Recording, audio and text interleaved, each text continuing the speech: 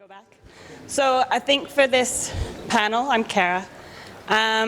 They're just going to introduce each of the panelists, maybe give a 5-minute about what their positions and stuff, and then it's up to questions to you about how they would see collaboration in the native title field. Ophelia first. Okay. Good afternoon, everyone. I'm Ophelia. I am a brand new Assistant Director for the Return of Cultural Heritage program at IATSIS, but I'm not talking about that today. I'm going to be talking about,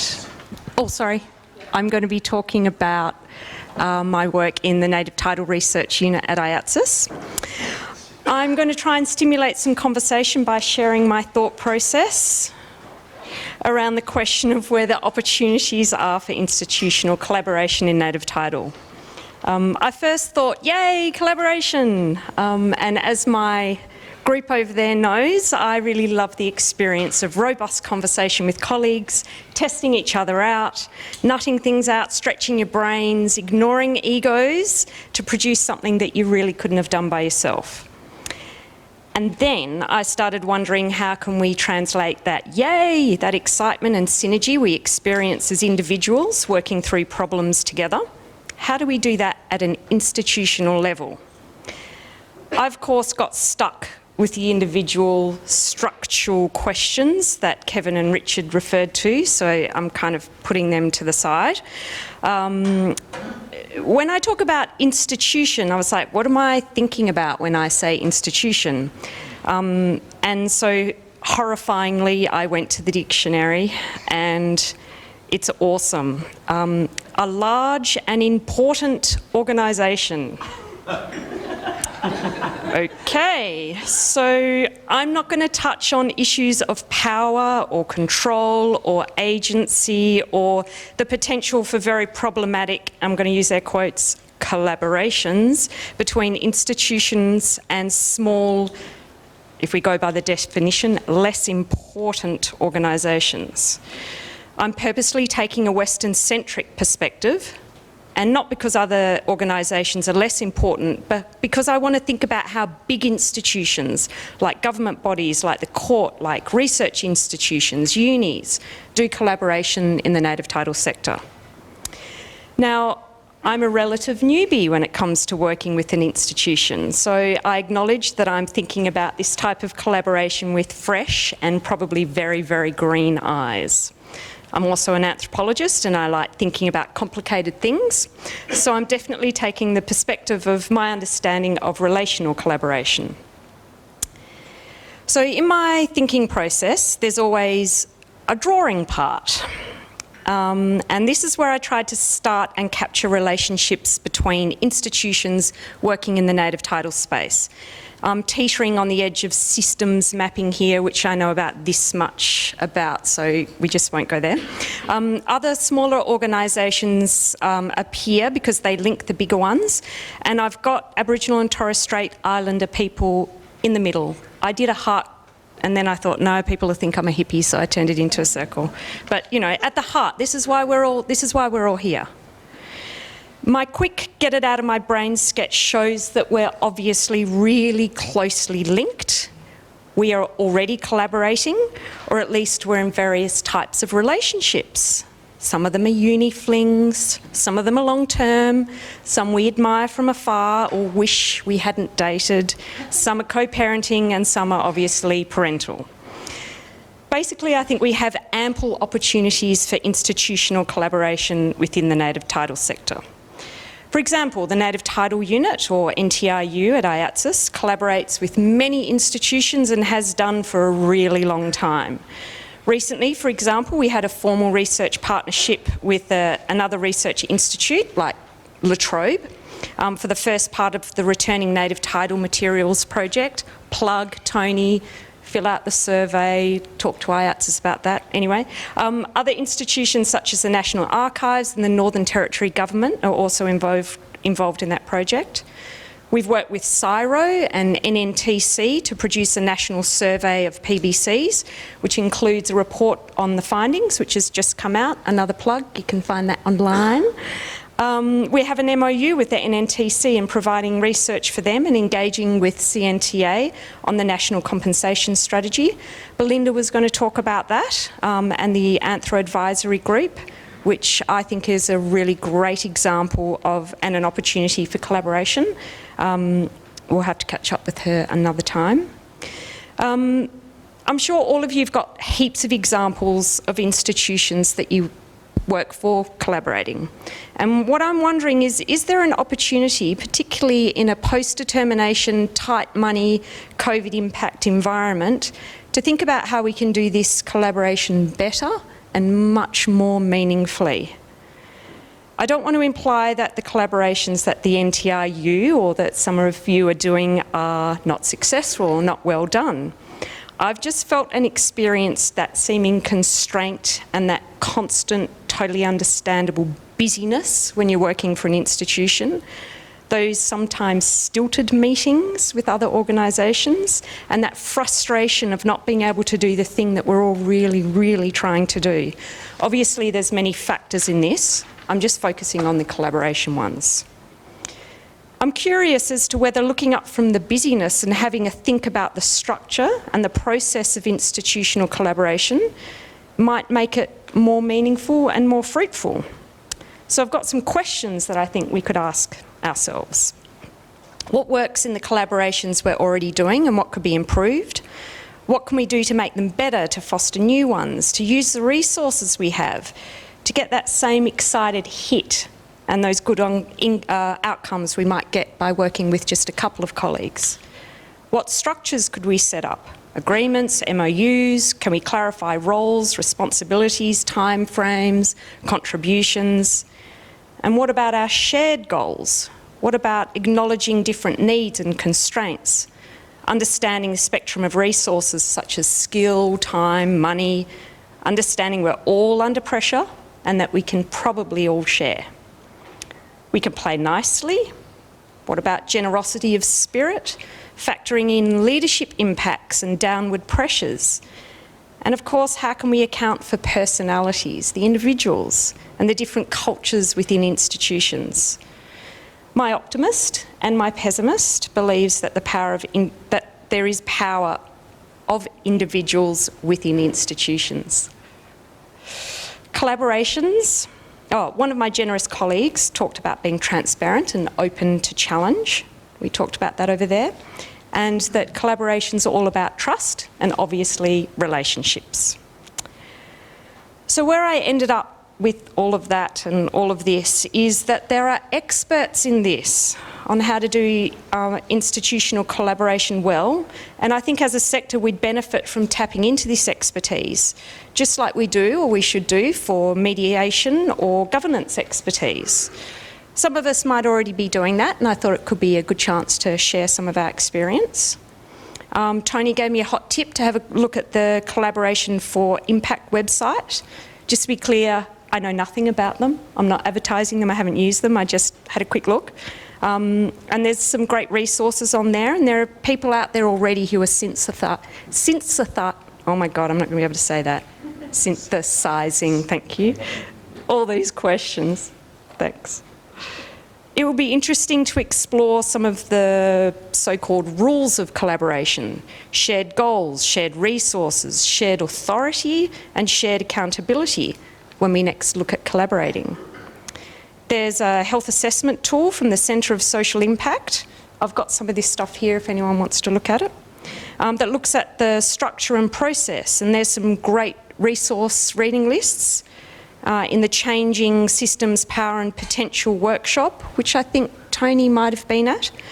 One of the brutal titles which I like the best is How to Work with People You Don't Agree With, Like or Trust. I think it's clear that we're already collaborating as institutions, and that in this current environment it suggests that it would be a really good idea to keep on doing this. I'm with Kevin, and I think that cultural change is needed, And I'm curious, and I encourage you all to wonder about how we may be able to influence this through doing institutional collaboration much better. Thank you.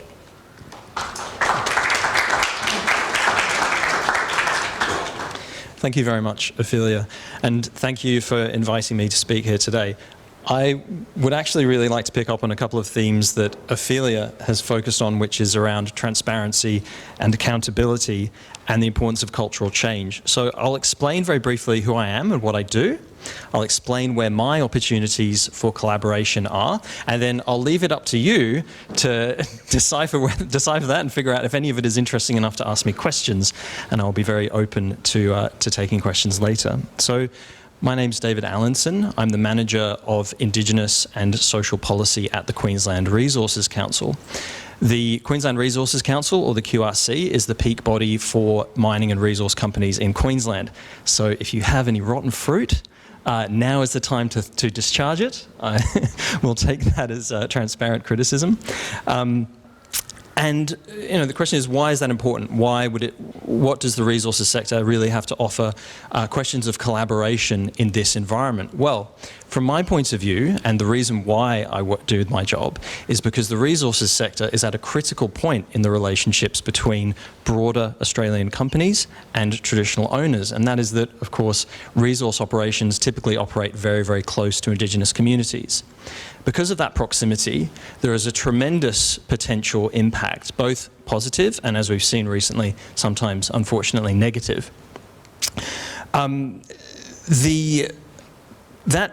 That potential to influence Indigenous people's lives and to determine those outcomes, I think, is the critical question at the core of my role when it comes to Indigenous policy. The real guiding principle behind where I think cultural change, to touch on a theme that Ophelia mentioned, needs to happen is fundamentally around relationships. I mean, typically you'll hear companies talking about their Indigenous participation and attraction and retention initiatives. But that's often not really the story. The story is fundamentally about how do resource sector operations engage with traditional owners, how respectful is that relationship, how closely do they listen, and most importantly, what happens when they hear that? Do they turn that into action? Does that become initiatives that they engage with as part of their ILUAs or as part of their engagement with PBCs? So the key points for collaboration for me are encouraging resource sector companies to, in some ways, change their culture, be better, but also between resource sector companies and government. So we have a memorandum of understanding with the Queensland government whereby we facilitate conversations around best practice cultural heritage and Indigenous engagement activities. As I said before, the focus of that is not always, although it often is, on attraction and retention initiatives, how to do things like improve cultural safety. But fundamentally, the message now is about improving the relationships, having a more respectful relationship and learning how to listen, rather than going in with some pre-made HR framework that inevitably just bores everyone to tears and fails. So when it's done well, when those relationships are done well, I genuinely think that there are incredible potential benefits for local communities. And I'll just draw on one particular example briefly, which is the Q Coal Barwon operation up north with the Jangga traditional owners. And that is I suppose within the sector, it's broadly looked at as the most successful operation on the basis of statistics, right?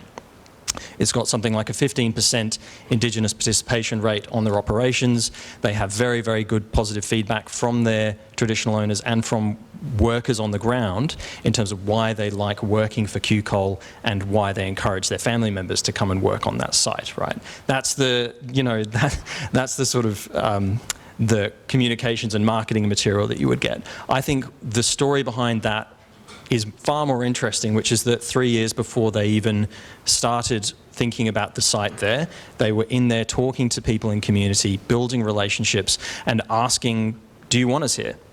Do you want us to be here as part of your community? How do you see us becoming a part of the fabric of your community? And what do you need? If there is anything that you need, what is it that you need from us? And I think that reciprocal relationship, that listening relationship, is the core of why I think that is a successful partnership. So That's who I am, what I do, and where I think the sort of key points of institutional collaboration are, both between resource sector companies, traditional owner groups or Indigenous communities, broadly speaking, and government.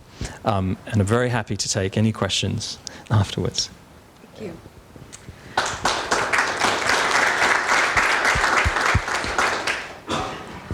Well, I came here today thinking I was going to be very relaxed and just answer some questions. I didn't realise I had to preface those questions. I'm the Native Title Registrar of the National Native Title Tribunal. I've worked in native title since 1994 when I started work on the Gregory River Bridge case, so it seems an awfully long time.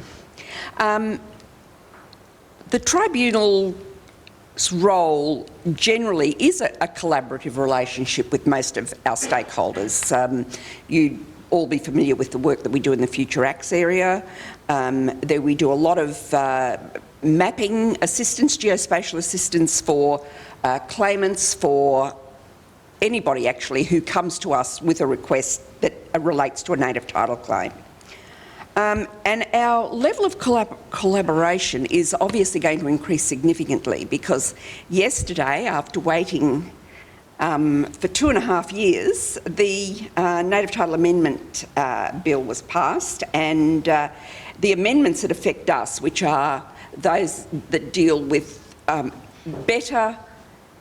with mediation and perhaps through mediation, better management of PBCs, is where I think we're going to have a very significant role in the future. To do this, we've commenced working collaboratively with ORIC because we see the desperate need actually for education in relation to CATSIAC corporations, reporting, relationships, and the work that we've done with ORIC has certainly helped us frame the way we propose to work with people who come to us, either native title holders, people, rep bodies, PBCs, and what we propose to do is to have a process whereby we will have an initial assistance function whereby we will, because a lot of the requests that we get at the moment are from PBC members or not members who have a particular complaint about either being removed from the PBC, not being allowed to join, not understanding what their rights are. And we've been able to give them some general assistance, but we now propose that when we get a request from that type of problem, we will initially, we have, I've tried very hard since I've been at the tribunal to recruit Aboriginal staff, and the staff that are going to work on this project are native title holders, some of them are PBC members, and in fact, when I was working in the court, we would get the same complaints there, and I would hear, particularly one of our staff members, say, "Oh, well, in my PBC we do it this way, or we do it that way, and ring us up again, and if you have a problem we might see if we can do something different." So, and it seemed to create a sense of confidence and a confidence to engage with us, and we were then able to refer their requests on. But now we actually have the capacity to be able to assist them. We've also put a lot of effort into culturally relevant type of mediation training. Jim Singler has spent a lot of time with us in the last 18 months training our mediation staff and working closely with us on cultural awareness for the staff who aren't familiar with, haven't engaged as much with Aboriginal people as some members of our staff have. In addition to ORIC and the state, which we've also commenced negotiations with, we've also tried very hard to engage with anthropologists that have worked on particular claims, because often the problem is when people ring us up and say, they won't let me be on the PBC, or they won't let me be a member, or whatever. And when you say, well, you know, have you read the determination? Do you know who the apical ancestors are and where you fit within all of that? Very often they don't. And I've often been able to ring anthropologists and say, you know, you haven't got any sort of a genealogy that I could have some confidence to say to these people, well, this is who you are and you need to go and find out about it. But again, I'm hoping that we can formalise those requests now. We can go to experts and get this information for the people who make these inquiries. Other than that, I think the only other area where we work collaboratively, we have an MOU with the Torres Strait Regional Authority, and we've been doing cultural mapping surveys so that traditional owners who assert particular ownership of land within determined islands within the Torres Strait are able to actually identify their traditional land, and in negotiations and with the TSRA, with the state government, to work out ways that those people can have some a sense of ownership, not in the fee simple sense, but to have an identification with their traditional lots on particular islands. But again, I'm very happy to answer your questions, which is what I thought I was going to be doing all along. So thank you. Thanks, Cara.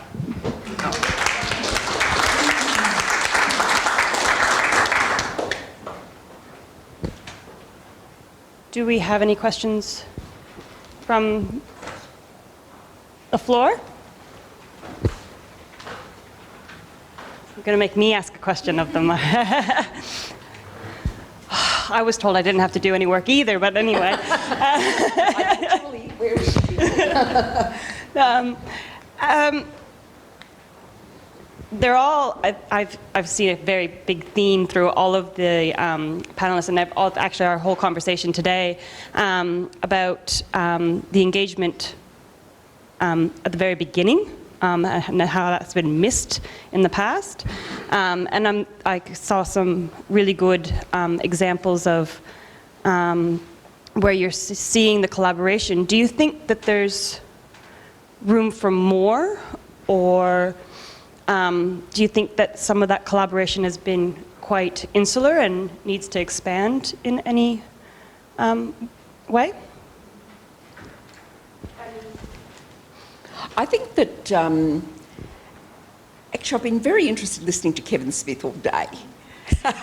And he's made some very, very important points about the need for collaboration or cooperation between various stakeholders in, well, I'm thinking more in a ILUA situation where, you know, state, local government, the PBC, where parties can move towards a more collaborative approach rather than an approach where people very reluctantly put their hand up and say, you know, could you help me with this, or...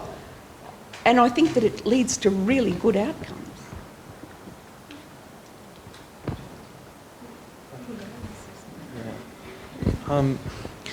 Yeah, I think if the question is, could more be done by the resources sector in Indigenous engagement, I think the obvious answer to that question, as last year and more recently has taught us, is yes.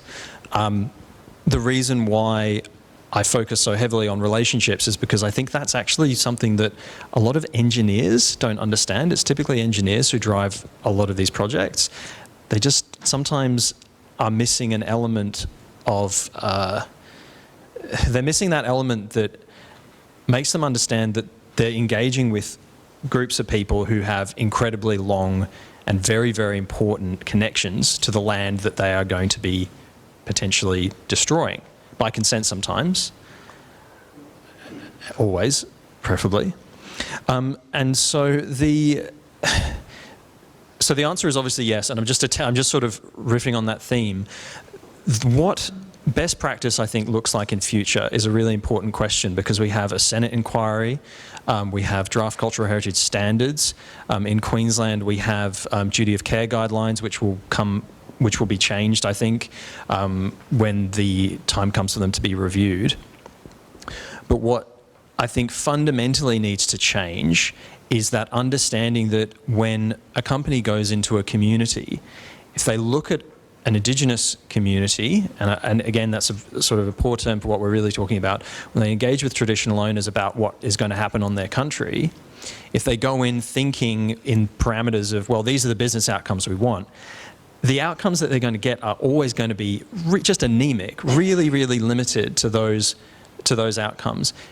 Whereas I think if engagement begins from a premise, well, if you go in with a genuine desire to listen and to understand how that community works and what that community wants and whether or not, in fact, they want you there in the first place, then the potential outcomes are almost unlimited.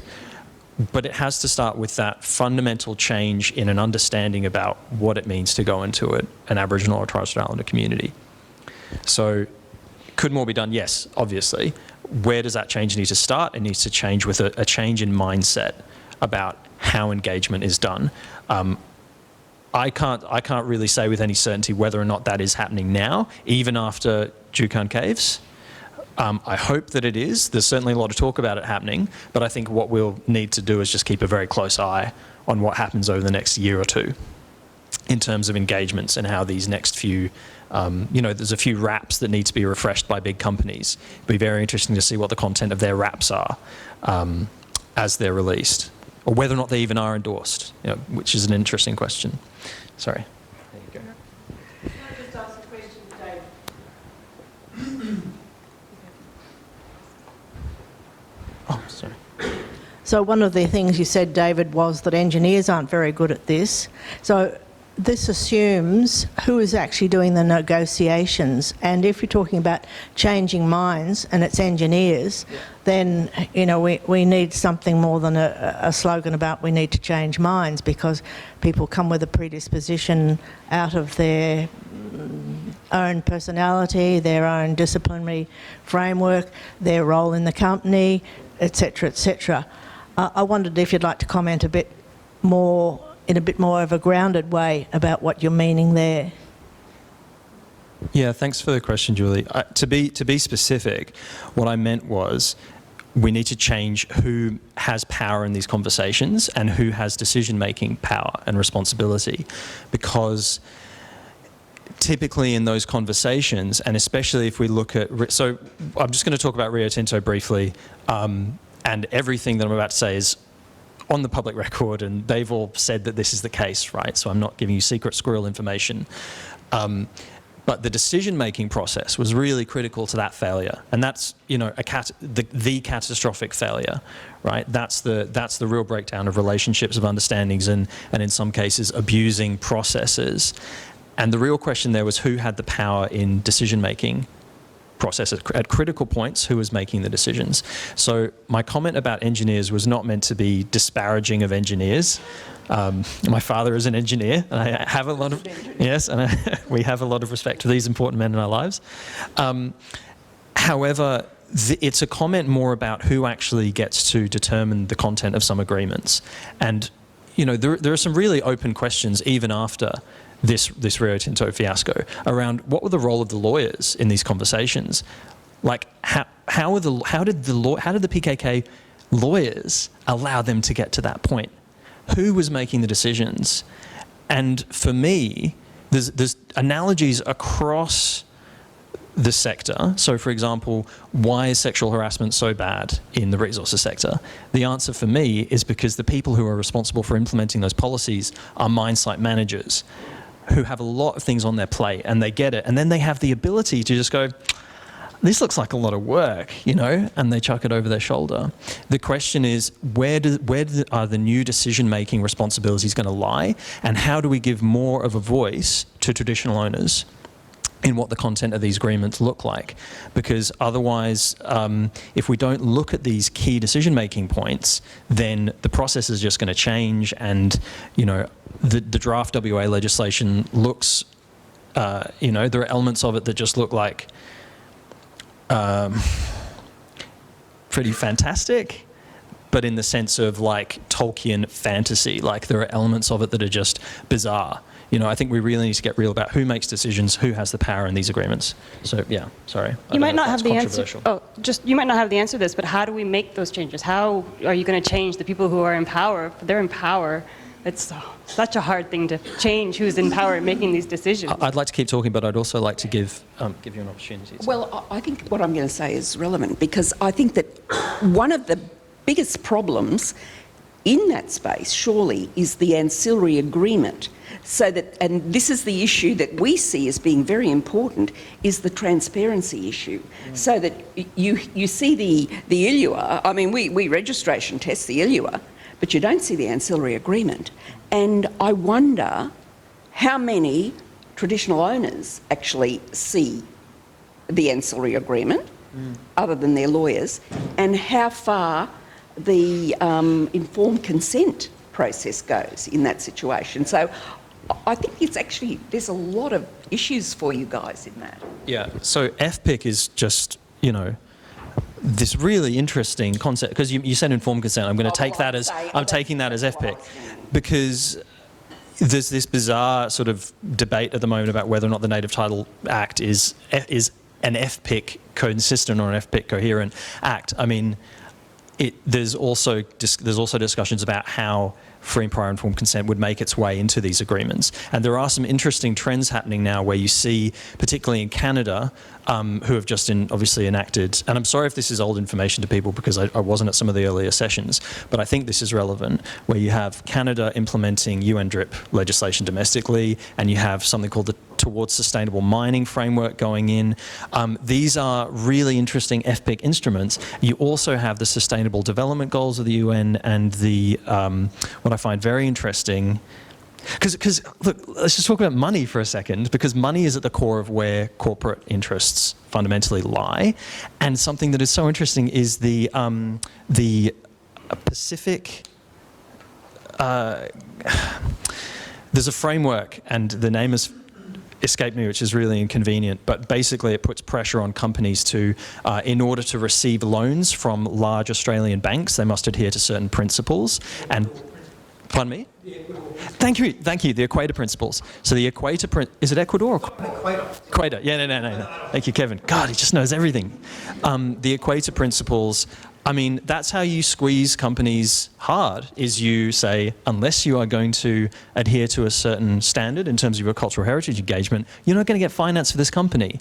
And if you don't, and if you mess up, then you have basically investor and shareholder actions now exerting a tremendous amount of pressure at the board level. So they're getting squeezed from both ends. The company's not going to get going.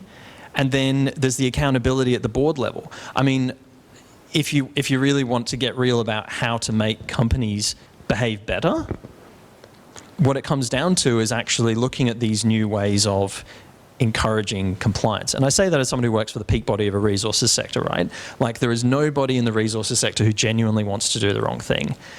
But what I think causes bad outcomes are poorly designed decision-making mechanisms, and when it comes to engagement with traditional owners, not enough respect and not enough power in the hands of traditional owners to make decisions. And as you've said, no thinking whatsoever about how to incorporate FPIC into picking apart the, complicated, sometimes really complicated family dynamics where, who are you supposed to talk to? Sometimes a lot of engineers look at that problem and they say, I don't care. That's really hard. Let's just use the last man standing principle or something like that, So sorry, that was a very long response to that simple question, but yeah. Another question here. Yeah. Go ahead, Kevin. They want to go. Sorry about that. The Juukan Gorge is a really good case study of interinstitutional collapse. And so there was a point in time where institutions may have collaborated and spoke openly about these things, but I think the inquiry actually shows there are multiple failure points, not just from Rio Tinto, even though it holds the bulk of it, but there was lawyers, there was departments, ministers and the like. So I suppose my concern is Rio Tinto had a very good reputation for being best practice in this area. So how do you actually embed a culture of respect? Because as I said, you know, Rio Tinto was really up there. The National Native Title Council is in a co-chairing role with the Mineral Council of Australia, and the co-chair, I'm one of the chairs, but the other co-chair was a representative of Rio Tinto. And that whole community of practices were around best practice implementation of agreements. And so you actually had a culture, maybe the residual part of a positive culture, but something happened there. And just in the conversations we had at this table at the last group session, we were talking about how when key people leave, then bad things can happen. And I think that's probably you know, a really good case study where you have people not talking to people on the ground. Yeah, there's a whole range of things there. But so my question is, how do you actually go beyond relationships that are reposed in individuals, and how do you actually embed those relationships so they are institutional, so institutions keep each other accountable? Yeah, that's a very interesting question. So the comment is Rio Tinto's had this great reputation to this point, and the question is, how do you actually build up some sort of institutional integrity? I mean, that's a great question. If I had an answer to that, I probably would have a much more important job. But as to the question about, you know, Rio Tinto being leading practice, a company that allowed that catastrophe to happen is not leading practice. You know, Rio Tinto did a lot of things. They supported the Uluru Statement from the Heart when no one else would, right? You have to give them some credit for that, because BHP sort of piggybacked on that decision, right? They were the first company to act in that regard. And that's a big thing in the resources sector, where it's always better to be second, because you let the first person go up, cop all the flack, go through all the problems, do all the teething issues, and then you learn from them and succeed. So you have to give them some credit for that. But any company that produced that outcome cannot be described as leading practice. So respectfully, I disagree. You know, but the Moved from best practice at one point in time. So 20 years Right. ago, Rio Tinto, the deals that were being done over in that area, you would say were probably some of the best in Australia. Yeah. Something has happened, and what I'm putting to you is that they have an embedded best practice and integrity. It's actually been reposed in individuals. My question is, how do you actually embed it to overcome the risk when good people leave the door, the values remain? Right. Yeah, so there's the old adage, you know, culture eats strategy for breakfast. Fundamentally, it's got to happen at a culture level. And Reconciliation Australia have disendorsed Rio Tinto's RAP. They said, we're not talking to you about culture until you make some significant changes. And the changes that they made are things like, you know, $50 million worth of allocations to hire new people for their Indigenous engagement area. They put a guy, Brad Welsh, who's a Weipa fella. He is an incredibly, I think he is going to be, what he does over the next year or so is going to be incredibly important in terms of who he chooses to put in key positions, key engagement positions. That will be the thing to watch, I think, because culture eating strategy for breakfast and culture being very much a sort of top-down directive. You can do all the initiatives you want at a low level, but unless you have the person at the top believing what they're saying, then, you know, I think that will be interesting. So I think, and I have a lot of respect for Brad, and I think he was going to do an excellent job. But we'll see. Yeah. Is that an answer to your question? Yeah. I have another question here. Someone have a question for Ophelia, because IATSIS is amazing, you know. No, sorry. I'm Julia, not an anthropologist, from the Centre for Social Responsibility in Mining. So, you know, quite familiar with, you know, everything that we've been talking about just now. But I think that's a really important question to ask. And I think what we've seen post-Juukan is Rio Tinto's share price hasn't changed. Yeah. they might have suffered some, minor costs in replacing some people, hiring some new people, but this is marginal to their business. What doesn't exist at the moment is any kind of enforcement or I've lost the word, like a grievance mechanism, any kind of recourse to remedy outside of that private negotiation that they'll do. So, that's something that mining companies don't want, but I think that's one of the things that could add to the safeguards that you've got in terms of business governance systems like the Equator Principles, all of the other voluntary guidances.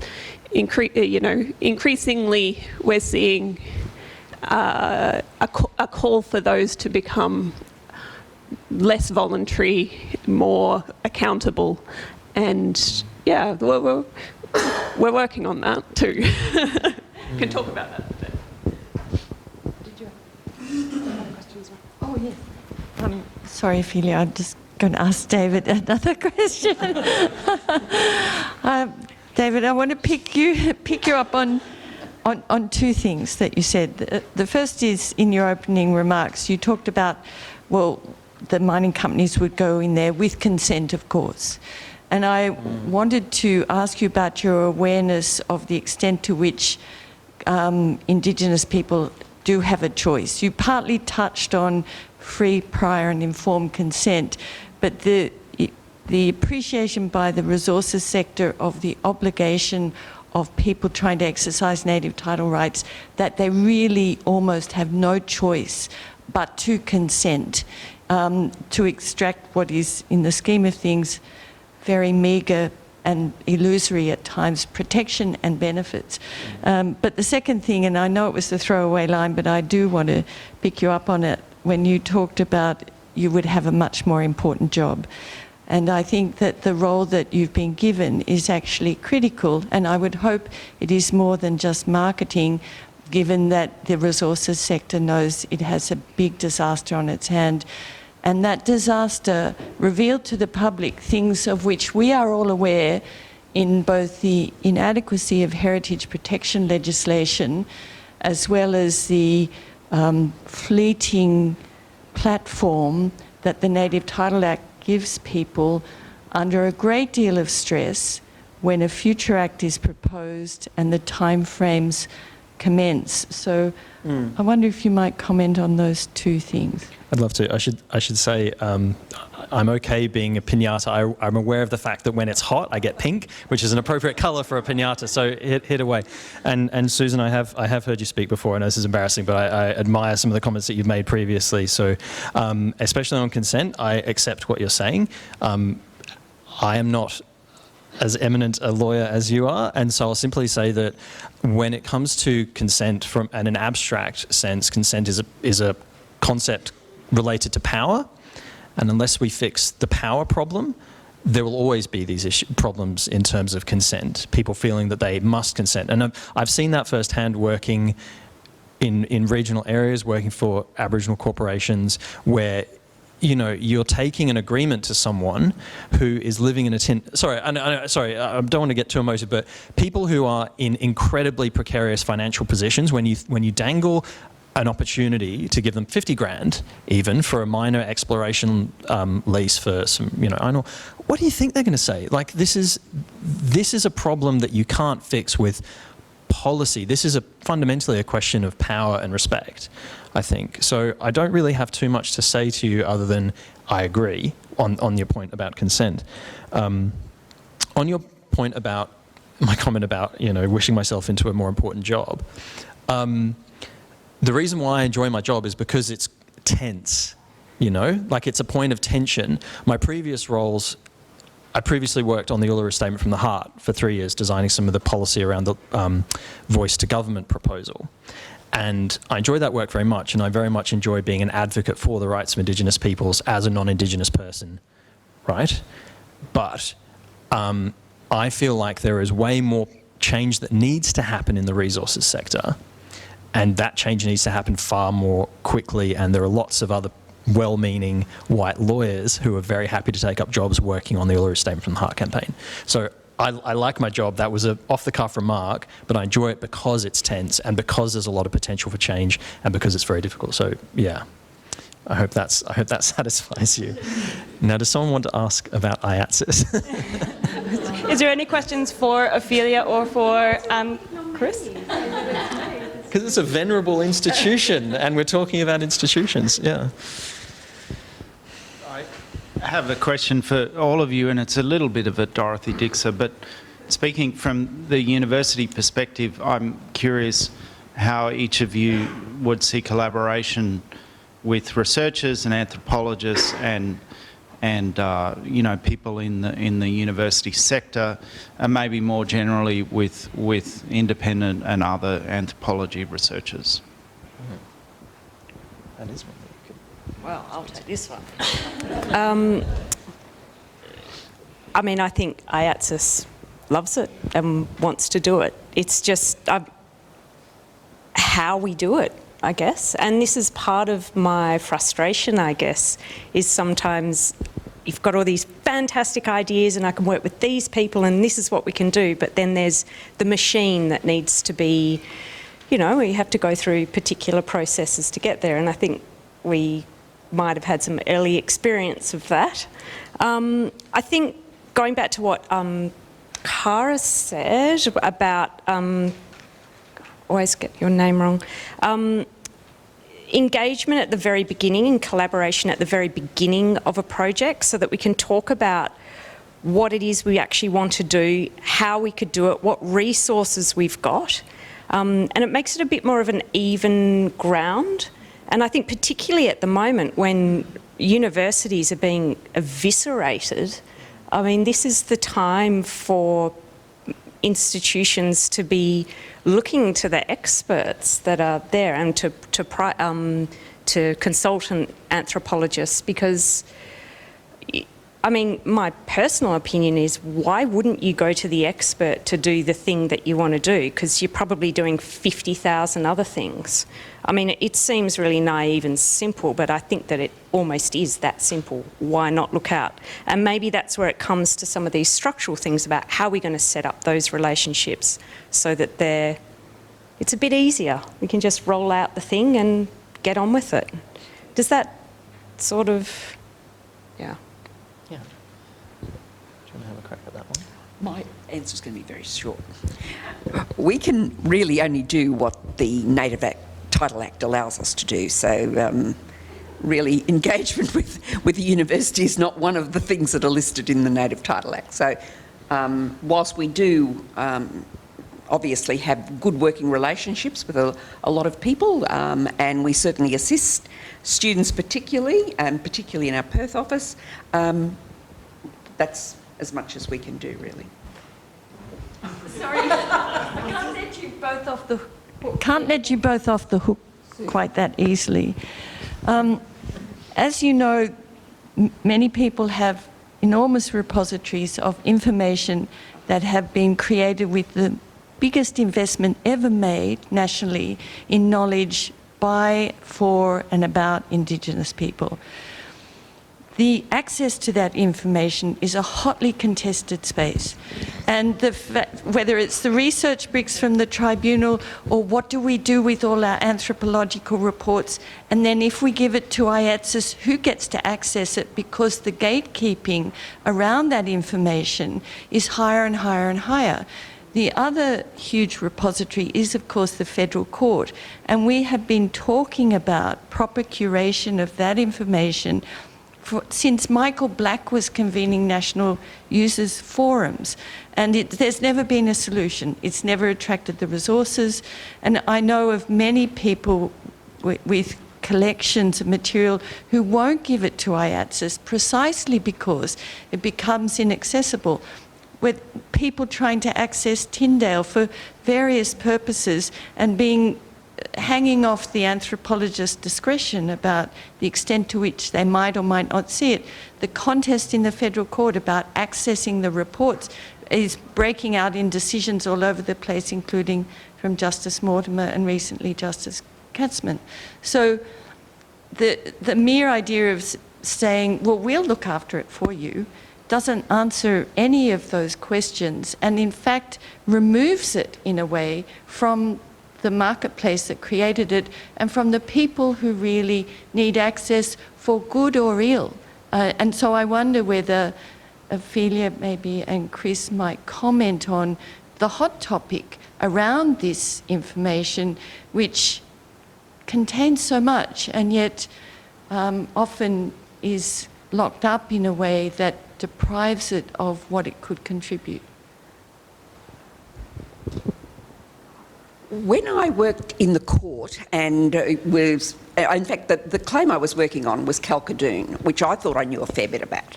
However, I didn't really know enough. And I'd heard about these research bricks at the tribunal and I thought, oh, wow, I'll see if I can borrow those. No, not allowed. Couldn't move from the tribunal, they were secret. So I remembered that, and I remembered so many people who used to come to the court and say, you know, can you give us anything or whatever? And say, well, no, I can't, and Katie, I'm sure, will address that shortly.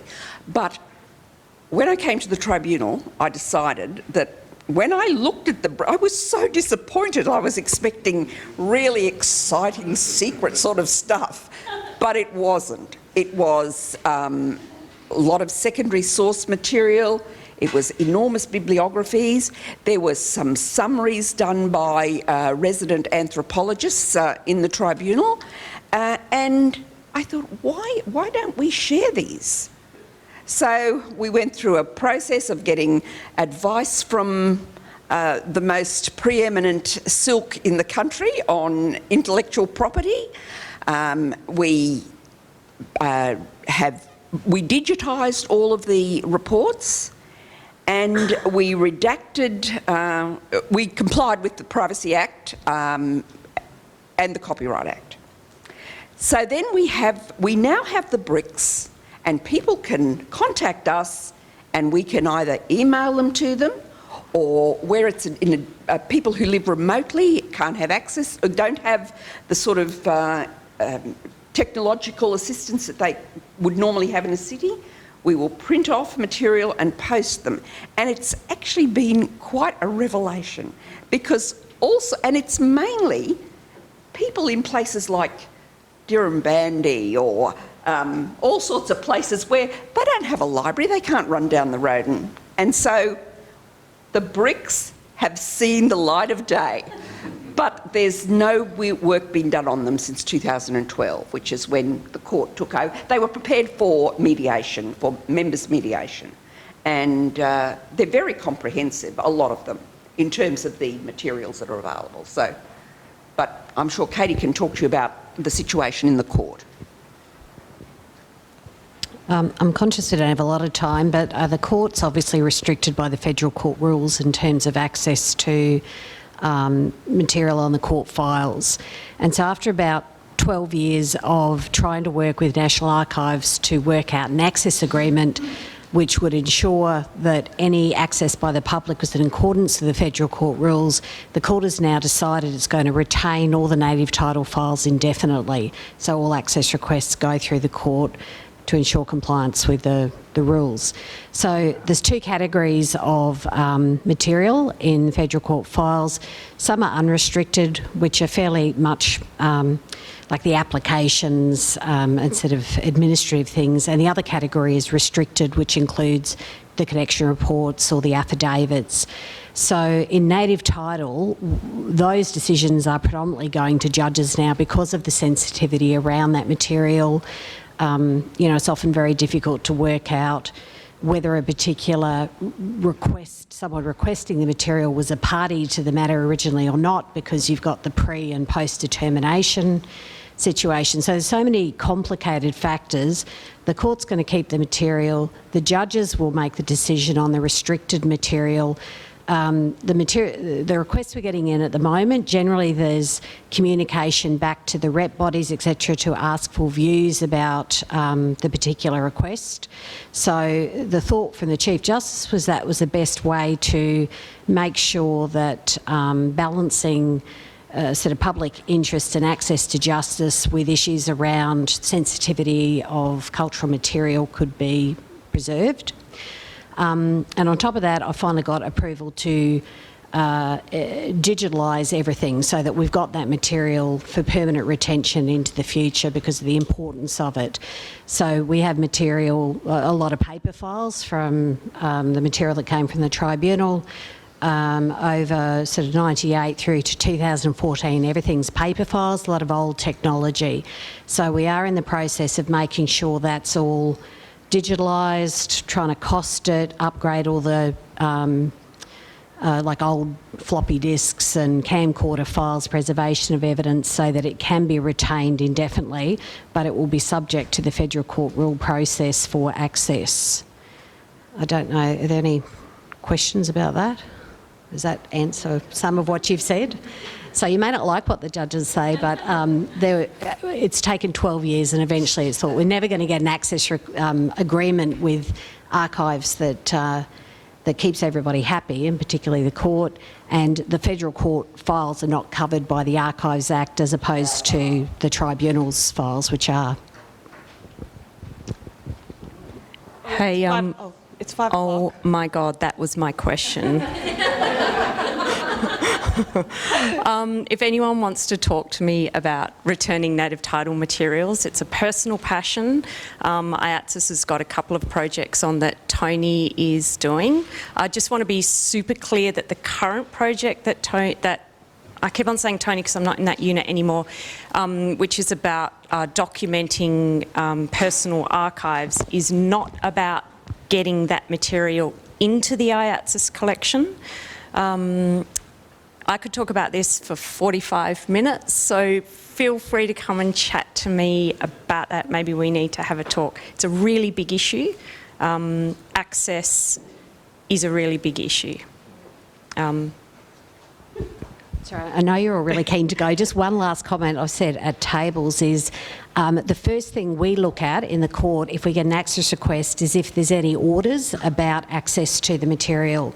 So it's something that rep body lawyers might want to think about at the end of a matter before it's sort of all closed and finished, that if you've got particular concerns about access or processes for access to material, that's our go-to point. Check if there's any confidentiality suppression orders or other orders about how things are accessed and processes. So, thanks. I think there's a lot for us to discuss over all of our different dinners at COVID-safe venues, and we'll see you all at 9 o'clock tomorrow morning. Is that right? Yeah. All right, wonderful, thank you.